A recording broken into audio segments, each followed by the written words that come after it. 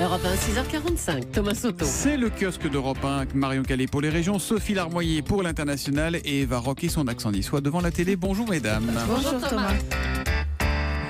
À l'image de 20 minutes qui titre tic-tac, tic-tac, tic-tac, tic-tac, je les ai tous lus, vos journaux s'amusent du retard pris par l'annonce de la composition du gouvernement. Macron temporise et en même temps moralise, titre l'opinion. Sur son dessin, CAC a placé 2 ministres potentiels tout nus, leurs vêtements sous le bras, ils font la queue devant un panneau gouvernement test d'admission. En même temps, il avait dit qu'il rétablirait un service militaire, constate fataliste l'un des deux. Les futurs ministres sur le grill, c'est cette fois la une d'Aujourd'hui en France qui en page intérieure titre transparence exigée. Et là encore, c'est un dessin qui en dit long, dessin signé Rançon cette fois. T'as eu un coup de fil de Matignon, toi, demande un ministrable. Je l'attendais, mais j'ai eu un appel du fisc à la place, lui répond son interlocuteur. L'onde de choc Macron fait vaciller la droite, ça c'est la une du Figaro qui voit la droite en marche vers la crise. Quand aujourd'hui parle de règlement de compte au pluriel, l'offensive Macron fracture la droite, variation sur le même thème en une du Monde. Ça n'a pas l'air non plus d'aller très fort au FN si l'on en croit le Canard enchaîné qui nous raconte la grosse fatigue de Marine Le Pen. La cheftaine héroïque est au fond du trou, terrée chez elle, elle poste mollement un tweet par semaine. Elle n'a toujours pas dit si elle serait candidate aux législatives. Marine est rincée, elle ne peut pas se permettre une nouvelle défaite, décrypte un de ses lieutenants. La politique ailleurs, c'est Donald Trump, Bérangère en parlait à l'instant, qui fait la une de Libération. Amérique cherche babysitter. En divulguant des infos confidentielles à la Russie, Donald Trump provoque un nouveau scandale et ravive son procès en incompétence jusque dans son propre camp, écrit Libé. Donald Trump en roue libre, résume en une, c'est News Matin. En fait, ce matin, c'est l'équipe qui signe le coup du jour avec les vérités de Benzema. Belle interview exclusive dans laquelle la star du Real Madrid n'élude aucun sujet, ni l'équipe de France, ni l'affaire dite de la sextape, ni ses rapports avec Didier Deschamps, ou encore Emmanuel Macron. On vous raconte tout ça tout à l'heure dans le journal de 7h30. C'est du teasing ça, hein? Ah oui, on est impatients. Marion Calais, 3-1 dans la presse quotidienne régionale. Chloé n'aura pas son procès, regrette La Voix du Nord ce matin. Le meurtrier présumé de la petite fille de 9 ans retrouvée morte à Calais en 2015 s'est suicidé en prison. Son procès devait s'ouvrir en septembre.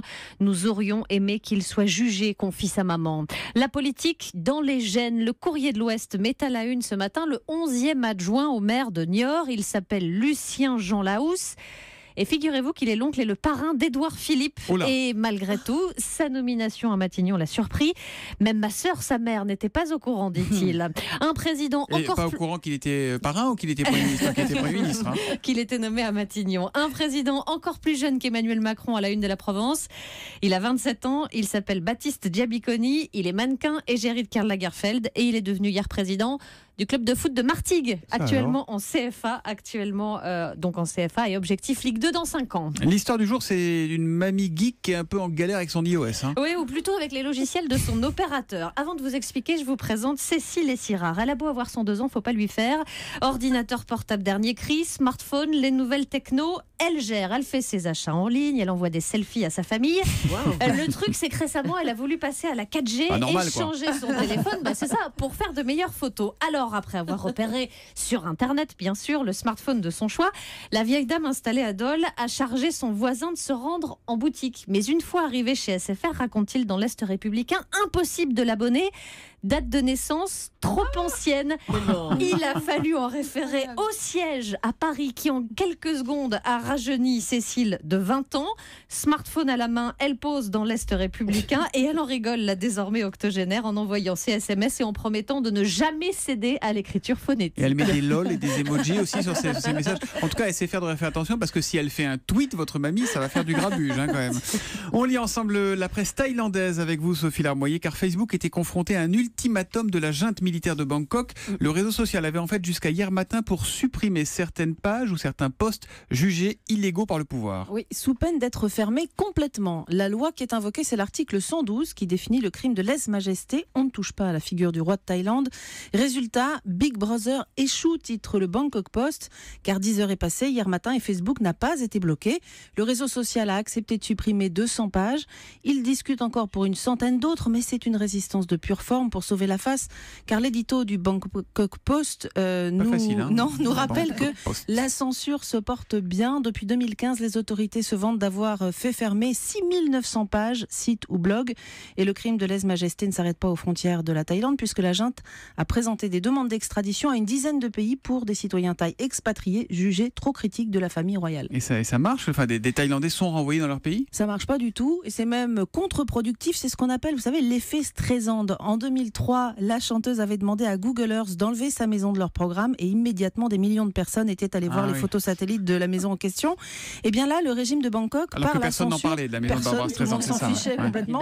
Et donc là, par la censure, par la répression, Bangkok attire l'attention et les critiques sur les prisonniers politiques du pays. Bon, mais est-ce qu'on a une idée de ce en quoi consiste un crime de lèse-majesté? C'est quoi? Alors, ils ne sont jamais détaillés dans la presse thaï, et pour cause, elle s'exposerait à des poursuites, mais il y a un exemple tout récent et éloquent. C'est le site Vice News qui fait état d'une vidéo tournée dans un centre commercial en Allemagne.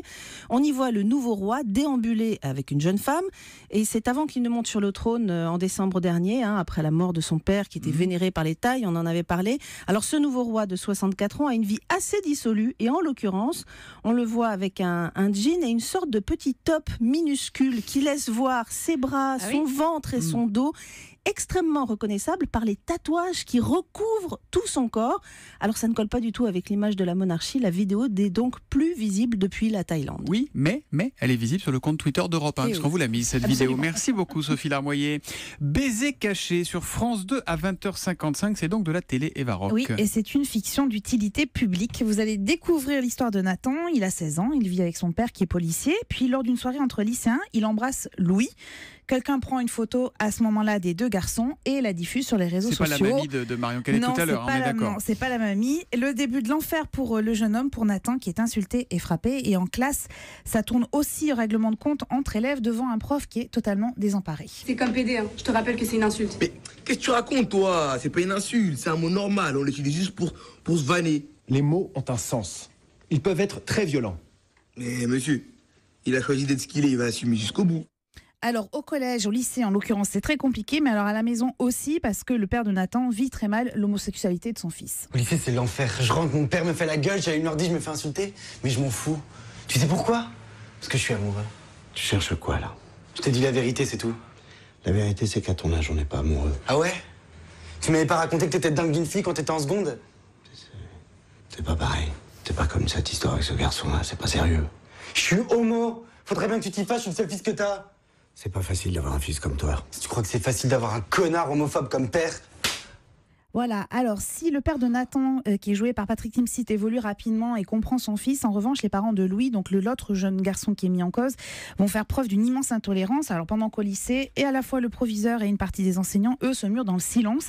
C'est une fiction qui est extrêmement émouvante, qui est portée par Timsit, qui est parfait dans ce rôle principal, tout comme le jeune acteur Béranger Asso que vous venez d'entendre. Alors certes, on n'échappe pas aux clichés, mais en fait... Qu'importe, parce que l'idée, c'est de vraiment les démonter, ces préjugés, et c'est très réussi. La diffusion de ce film dans les établissements scolaires, d'ailleurs, serait salutaire. Et après la fiction, Julien Bugier animera un débat, un documentaire qui est également prévu dans le cadre de cette journée mondiale contre l'homophobie. France 2 est mobilisée toute la journée pour ce sujet. Ouais, ça s'appelle Baiser caché, c'est donc sur France 2 à 20h55. Et cette journée mondiale de l'homophobie, ça sera le sujet de la morale de l'info tout à l'heure, juste avant 9h, avec Raphaël Enthoven. Merci, mesdames.